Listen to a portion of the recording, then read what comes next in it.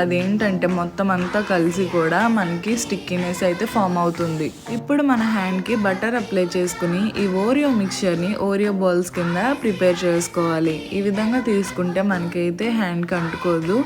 వెంటనే మనం ఇలా బాల్స్ చేసుకుని పక్కన పెట్టేసుకోవాలి.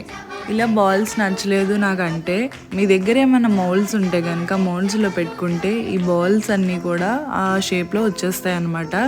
ఆ తర్వాత స్టెప్ ఏంటంటే మనం ఈ బాల్స్ అన్నిటిని ఫ్రీజర్లో పెట్టాల్సి ఉంటుంది. 15 to 20 minutes పెడితే సరిపోతుంది. ఇప్పుడు మనం చాక్లెట్ ప్రిపరేషన్ చూద్దాం. ఇప్పుడు మీరు చూస్తుంది మోర్డే బ్రాండ్ నుంచి మిల్క్ కాంపౌండ్ చాక్లెట్ అనమాట. ఇది వచ్చేసి 400 grams. జెప్టోలో నాకు 155 రూపీస్ పడ్డది. ఈ చాక్లెట్ వచ్చేసి డార్క్గా కాకుండా అలాగే వైట్గా కాకుండా మీడియంలో ఉంటుందన్నమాట. అటు ఇటు కాకుండా మధ్య కలర్లో ఉంటుంది. చాలామంది డైరీ మిల్క్ యూజ్ చేస్తారు కానీ డైరీ మిల్క్తో పోలిస్తే కనుక